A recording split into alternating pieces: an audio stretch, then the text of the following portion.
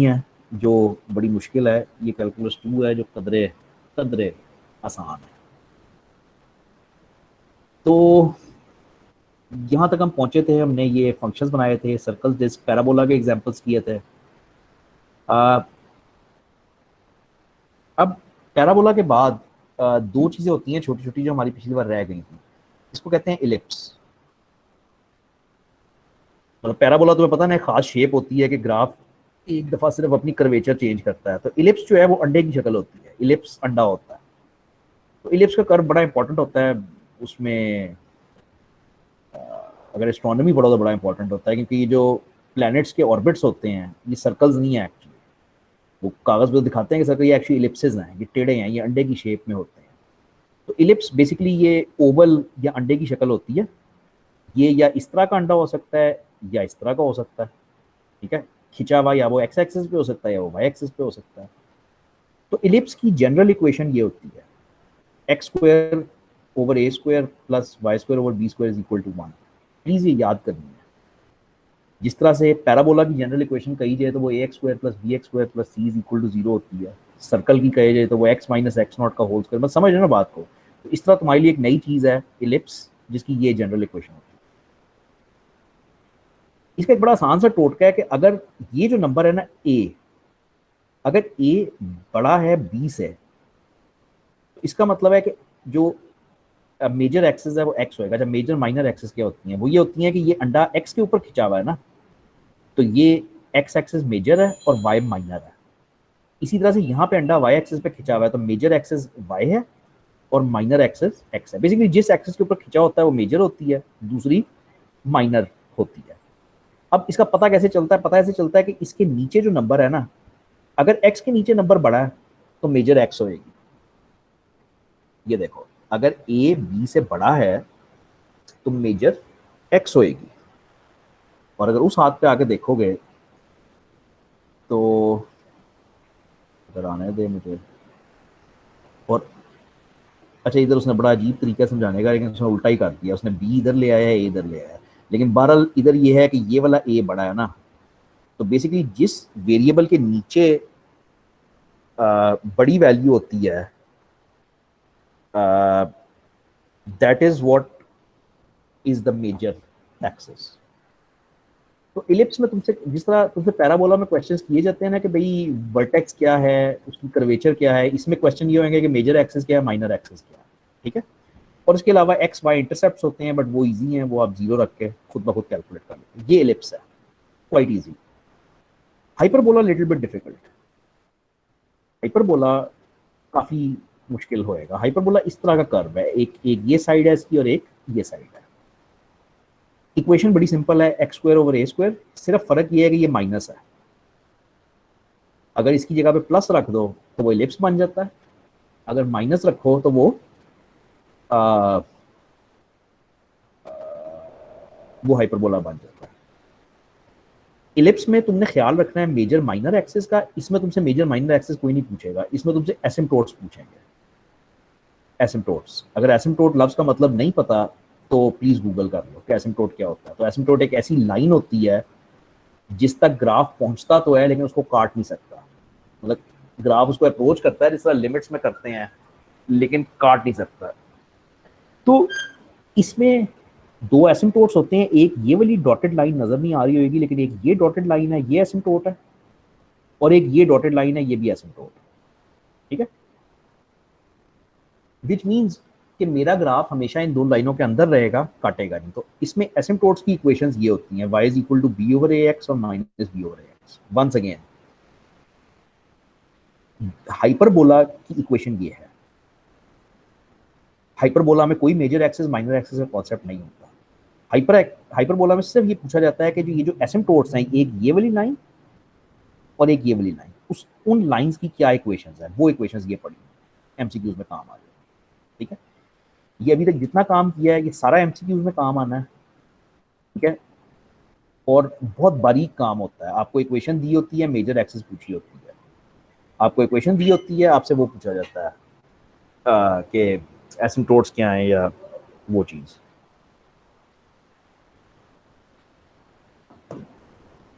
अच्छा जी, ये पिछली बार से हमारा रह गया था थोड़ा सा, तो अब आगे चलते हैं।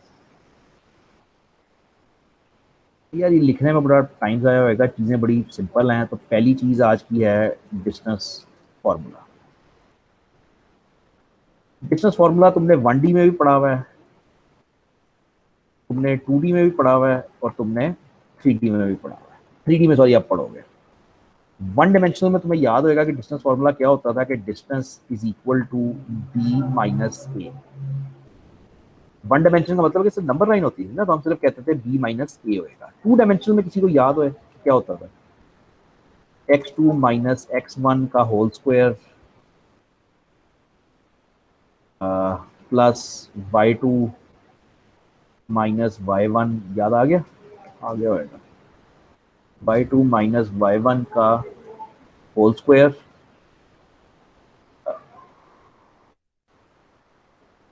और होल का अंडर रूट। मैं लिख नहीं सकता यार, इधर बहुत मैथ टाइप के लिए बड़ी मुश्किल है। तो बहरहाल 3D में क्या होएगा, 3D में ये हो जाएगा कि सिर्फ x2 और x1 तो है ही है, इसके साथ साथ y2 और y1 भी आ जाएंगे।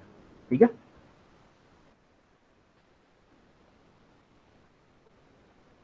तो ये 3 डायमेंशन में डिस्टेंस फार्मूला ये हो जाएगा कि x2 माइनस x1 का whole square plus y2 minus y1 का whole square plus z2 minus z1 का whole square, and as simple as that. ठीक है, हमारे पास 2 पॉइंट्स गिवन होंगे, 2 पॉइंट्स गिवन होंगे जो वो होंगे मतलब x2 x1 x1 x2 x3 और y1 y2 y3। तो तुम वैल्यू सब्स्टिट्यूट करके वो कर लोगे। मैं बोलना बंद करता हूँ, बस ये पढ़ लो भैया, इतना आसान है कि इस पर क्या टाइम जाए बंदा करेगा। लेट अस कंसिडर पॉइंट्स फलाना फलाना, और सी भी है, सॉरी अच्छा ए पॉइंट दिया हुआ है, बी पॉइंट दिया हुआ है और सी पॉइंट दिया हुआ है। अब उसने कहा है कि ए बी का डिस्टेंस फाइंड करना है। तो ए बी का डिस्टेंस मतलब ये 2 पॉइंट्स हुए ना, तो 6 माइनस 3 का होल स्क्वायर, 10 माइनस 2 का होल स्क्वायर, -1 -4 का होल स्क्वायर। ठीक है, फिर ए सी अगर फाइंड करना है तो ए और सी के दरमियान में कर लो, सिंपल। ठीक है, सिंपल। क्लास क्लास है, ओके चलो, can you go to, okay thank you. अच्छा, ये डिस्टेंस फार्मूला हो गया, which is I think quite straightforward, इसमें कोई खास बात नहीं है बताने वाली। एक चीज होती थी मिड पॉइंट फार्मूला। अगेन अगर तुम्हें कैलकुलस 1 का याद आ जाए कि 2D के अंदर हम कैसे करते थे मिड पॉइंट फार्मूला, तो तुम्हारे लिए बड़ा आसान है। तो वो था x1 plus x2 divided by 2, y1 plus y2 divided by 2। Divided by 2 कैसे लिखें, ऐसे लिखते हैं, divided by 2 divided by 2। Mid point क्या होता था भाई, कि मैं अगर आपको 2 पॉइंट्स दे दूं तो उनके दरमियान में जो मिड पॉइंट आप निकालते थे, मतलब 2 पॉइंट्स अगर मैंने आपको हवा में दे दिए हैं, तो उनके दरमियान में जो मिड पॉइंट है, that is the centre of that line ना, तो वो भी बजाते खुद एक पॉइंट होता था, x1 plus x2 over 2 y1 plus y2 over 2। तो 3D के अंदर आके सिर्फ ये होएगा कि एक तीसरा z का कोऑर्डिनेट ऐड हो जाएगा, दैट्स इट। बड़ा ही माठा तरीका है लिखने का, लेकिन चलो ऐसे ही लिखा हुआ तो ऐसे ही लिखा हुआ। 3D के अंदर ऑल दैट हैपेंस इज के वो x1 plus x2 over 2 y1 plus y2, बस एक तीसरा कोऑर्डिनेट ऐड हो जाता है। और ज्यादातर तुम इस किताब में देखोगे कि ऐसे ही होता है कि 2 डायमेंशनल वाली जो कैलकुलस 1 की दुनिया थी, उसको हम 3 डायमेंशन में ले जाते हैं। Again quite a straight forward example, वो कहता है कि लेट अस कंसीडर 2 पॉइंट्स, ये और ये, और इनका मिड पॉइंट निकालना है। ठीक है, मिड पॉइंट निकालने का मतलब है कि तुम वही x1 प्लस x2, मतलब कुछ बोलूं यार बस, क्या ठीक है, ठीक हो गया, और बाकी ऐसे है, ठीक है, बिल्कुल ठीक है। अच्छा, अब कुछ थोड़ा सा नई चीज देखें, उनको कहते हैं डायरेक्शन रेशोज और डायरेक्शन कोसाइंस। डायरेक्शन रेशो से शुरू करते हैं, और डायरेक्शन एंगल से शुरू करो, बहुत ही स्लोली स्टार्ट करवाया है। तो direction angles are the angles which a line makes with x, y and z axis। ये आसान चीज़ है, अगर एक दफ़ा कॉन्सेप्चुअली समझ आ जाए तो मैं इस पर 2 मिनट ज़ाया करूँगा। फॉर एग्जांपल तुम्हारे पास ये एक लाइन लगी, ठीक है। अब ये लाइन जो है इसका एक्स एक्सिस के साथ एंगल ये बनता है और वाई एक्सिस के साथ एंगल ये बनता है, वाई एक्सिस के साथ ये वाला एंगल बनता है, ऐसे ही है ना। इसको अल्फा कहते हैं, इसको बीटा कहते हैं। अब प्रॉब्लम ये है कि यहां तक तो ये बड़ा आसान लगता है, कागज पेंसिल पे बड़ा आसान है, लेकिन जब जेड एक्सिस निकालते हो ना तब जरा दिमाग थोड़ा सा घूमता है। तो ये 3 एंगल्स होते हैं, अल्फा, बीटा और गैमा। मैं लिखूंगा नहीं, लेकिन बल समझ लो कि अल्फा एक्स एक्सिस का है, बीटा वाई एक्सिस का है और गैमा जी एक्सिस का है। ठीक है, ये सारा कुछ लिखा हुआ है। अच्छा, अब जरा इस तस्वीर पर थोड़ा सा टाइम जाया करें।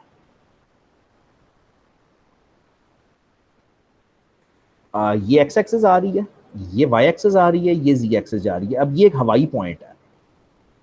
पिछली तो अभी काफी हमने इसके ऊपर काम किया था कि कागज पे तो ये तुम्हें ऐसे ही लगेगा कि कागज पे बना हुआ है, लेकिन ये एक्चुअली स्पेस में है, हवा में है, 3 डायमेंशनल में है ना, 3D के अंदर स्पेस में है ये पॉइंट। अच्छा, अब ये वाली लाइन जो एक्स एक्सिस के साथ एंगल बनाती है, ये वाला नीला, ये अल्फा। यही लाइन जो वाई एक्सिस के साथ बनाती है वो बीटा है, और जो जी के साथ बनाती है वो गैमा है। This is what alpha beta gamma is. ये वो होते हैं डायरेक्शन रेशियोज। मैं तो अलहदा से हेडिंग ना बनाता, बहरहाल अब उसने बनाई है तो मैं भी बना देता हूँ कि ये this is direction ratios. Direction ratios कहते हैं simply cosines of direction angles are called direction ratios, that's it. यानी cos alpha, cos beta, cos gamma is direction ratios. मैं तुम्हें अगर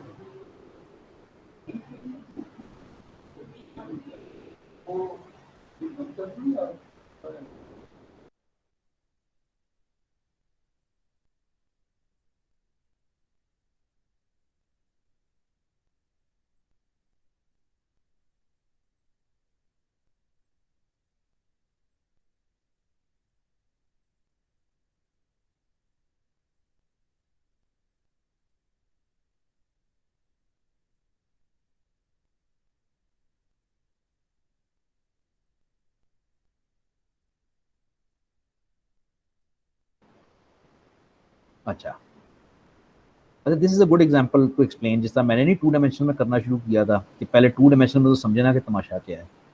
तो 2 डायमेंशनल के अंदर ये मैंने पॉइंट बनाया पी, ये अल्फा एंगल बन गया, ये वाला एंगल बीटा बन गया, ये वाला। लेकिन जाहिर बात है, ये बशीर है। अच्छा, ये वाला बीटा वो इक्वल होएगा उस वाले बीटे के ना, वो पैरेलल लाइन जो भी है। अच्छा, अब इसका अगर कोसाइन निकालो, कोसाइन अल्फा, तो वो क्या होएगा, वो एक्स ओवर आर होएगा, यानी वो एडजेसेंट साइड ओवर हाइपोटेन्यूज होता है। और कॉस बीटा निकालोगे तो वो वाई ओवर आर होएगा, वो एक्स ओवर आर होएगा वाई। ये जो कोसाइन अल्फा कोसाइन बीटा है, these are called direction ratios, बस नाम है इनका। ये तो बड़ा आसान है, मजा यहाँ पे है, मजा यहाँ पे है। अब ये एक दफा मेरे बताने से आपको हजम नहीं हो सकता, सवाल ही पैदा नहीं होता। तो आपने इसको जाके घर पे खुद जरा एनालाइज करना है, दिमाग चलाना है थोड़ा सा। पिछली दफा भी समझाया था ये चीजें एग्जाम में नहीं आ सकती कभी भी, लेकिन इस सब्जेक्ट को पढ़ना तुम्हारा बड़ा ही आसान हो जाएगा अगर तुम्हें ये चीजें समझ आ जाए। तो फॉर एग्जाम्पल ये एक पॉइंट है पी और ये लाइन हमने जोड़ी, वो एंगल्स बन गए अल्फा बीटा और गैमा। अब उसने ये किया नया काम कि यहाँ से परपेंडिकुलर गिराया है, ये परपेंडिकुलर गिराया है एक्स एक्सिस पे, फिर ये परपेंडिकुलर गिराया, फिर ये परपेंडिकुलर गिराया। अब ये जो परपेंडिकुलर गिराया है इस पॉइंट एल तक, अगर तुम ट्राइंगल ओ एल पी को देखो तो इसमें हुआ है या नहीं? अच्छा, चलो मैं फारिग होकर करता हूँ। ओ एल पी, अगर मैं इस ट्राइंगल की बात करूं तो कोसाइन अल्फा की क्या वैल्यू होगी? कोसाइन क्या होता है कि जो एडजेसेंट होती है, यानी ये एक्स डिवाइडेड बाय ऑपोजिट, यानी ये ओ पी जो हाइपोटेन्यूज होता है। नहीं समझ आई? Right triangle, right angle triangle ढूंढ रहे हो ना, तो ये वाली देखो, ये राइट एंगल है, ये वाला राइट एंगल है, तो इसके जो ऑपोजिट होता है, यानी ये वाली साइड नीले वाली, ये हाइपोटेन्यूज हुई। तो कोसाइन अल्फा क्या होएगा, एक्स ओवर ये वाली साइड ओपी।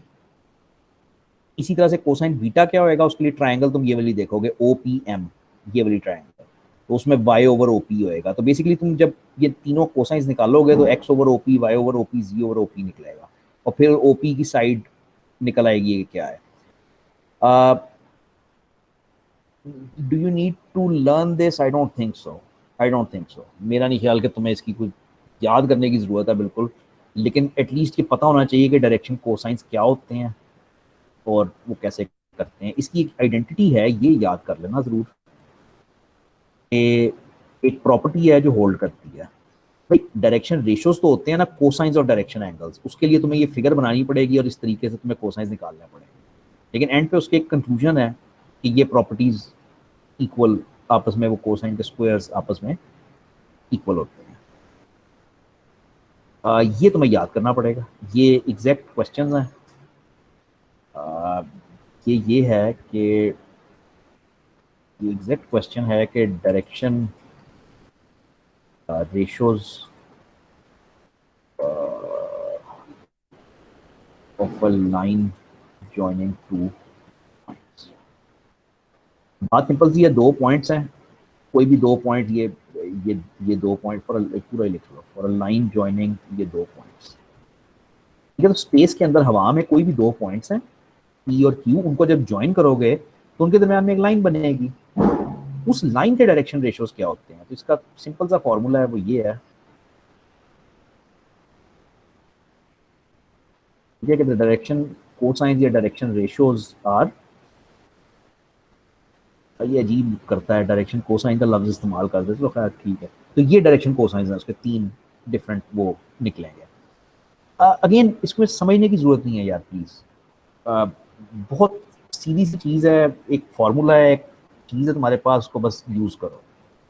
क्वेश्चन इस तरह का होएगा कि for a line joining two points P and Q find direction ratios, ये डायरेक्ट क्वेश्चन होएगा। अब जिसको वो फॉर्मूला याद है वो 1 सेकंड में करके साइड पे मारेगा। जनरल नॉलेज से या सोच सोच के ये मेरा नहीं ख्याल कि इसका कोई भी तरीका है करने का। प्लीज ये खुद देखना आज और बताना। और बस यहाँ पे छोड़ दें, एक मिनट देखने दो। हाँ जी, यहाँ पे छोड़ दें बस, polar coordinates next time start करेंगे। लो भाई, थोड़ा सा एक दफा जाते जाते एक थोड़ा सा टेस्ट जरा ले लो। ये स्लाइड बड़ी इंपॉर्टेंट थी, ये वो है जो आज हमने बेसिकली पढ़ा, एग्जाम्पल्स बुक में से करने हैं तुमने। अब जो कर रहा हूँ वो बिल्कुल इंपॉर्टेंट नहीं है, लेकिन इस बार खेलें तो थोड़ा सा। इंटरसेक्शन ऑफ टू लाइंस क्या होती थी? दो लाइंस इंटरसेक्ट करती हैं, क्या बनता है? दिमाग में करवाओ।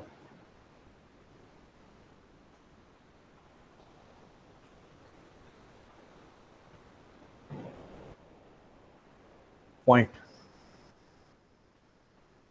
ठीक है, दिमाग में दो लाइनें रख लो यार, उनको कटवा लो, बस वो पॉइंट बनेगा ना। दो लाइनें रख लो और जब कटेंगी आपस में तो ये कट के बनता क्या है? एक पॉइंट बनता है। तो दो लाइन जब इंटरसेक्ट करती हैं तुम्हारे पास एक पॉइंट बनता है। इंटरसेक्शन ऑफ टू सरफेसेस क्या बनेगा? सरफेस होती क्या है? सरफेस ये होती है कि जिस तरह से तुम्हारे पास टू डायमेंशन के अंदर कर्व था ना, टू डायमेंशन के अंदर तुम ऐसा कर्व एक ड्रॉ कर लेते थे कि ये एक कर्व बन गया। अब थ्री डायमेंशन में ये सरफेस है, यानी वो जो, अगर तुम्हारे हाथ में एक प्याला है, प्याला जिसमें पानी डालते हो, तो वो प्याला एक सरफेस है थ्री डायमेंशन के अंदर। लेकिन अगर तुम उसको टू डायमेंशन के अंदर देखोगे, कागज के ऊपर देखोगे, तो तुम्हें वो लगेगा पैराबोला है। पैराबोला की शेप लगती है ना प्याले की। तो लेकिन अगर तुम उसको थ्री डायमेंशन में देखोगे तो वो डेफिनेटली पूरा एक प्याला है, उसकी एक बॉडी है, उसकी एक शेप है, उसको सरफेस कहते हैं, वो जो थ्री डायमेंशन की शक्ल होती है। अब जब दो सरफेसेस को काटते हो तो तुम्हारे हाथ में क्या आता है?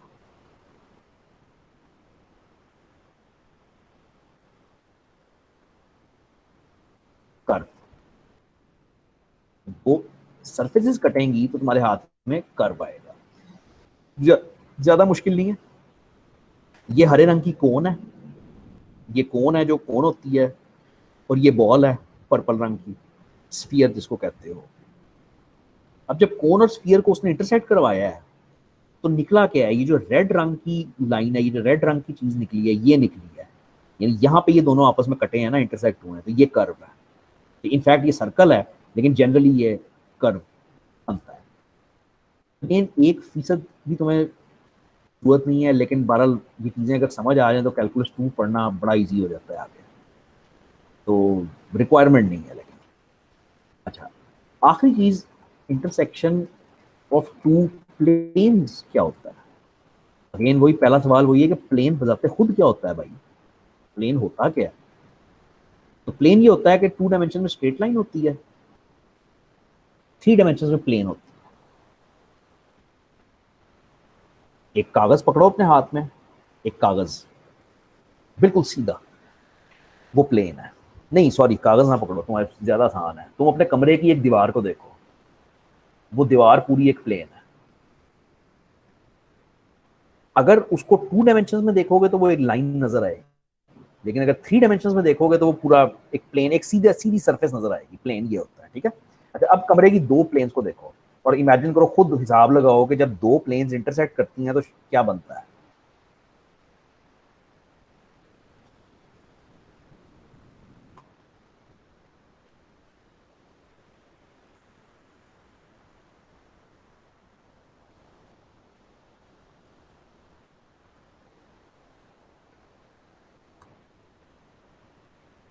तो जहां पे तुम्हारी 2 कमरे की दीवारें आपस में कट रही हैं, वहां पे तुम्हें एक लाइन नजर आनी चाहिए सीधी। तो जब 2 प्लेन्स कटती हैं आपस में, तो वहां पे बनती है एक स्ट्रेट लाइन।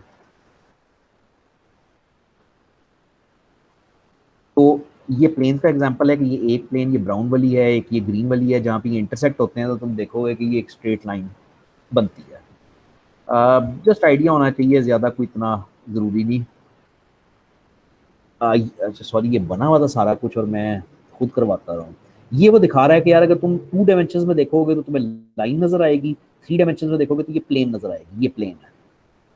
2 डायमेंशन में देखोगे तो कर्व नजर आएगा, लेकिन 3 डायमेंशन में देखोगे तो पूरी एक सरफेस, एक सतह नजर आएगी। तो ये लफ्ज जो है ना, दिमाग में रखना कि सरफेस कर्व का वो है और प्लेन उसका वो बनता है। बस यहाँ पे रुकूंगा। लेक्चर 4 प्लीज अगली दफा पढ़ के आना, सारी मैथ्स है, कोऑर्डिनेट्स और चेंज ऑफ कोऑर्डिनेट सिस्टम और सो ऑन, ठीक है। तो 4 नेक्स्ट टाइम करेंगे, मेरे ख्याल से सिर्फ 4 ही कर पाएंगे, काफी लंबा है, डिटेल्ड है। ठीक है भाई,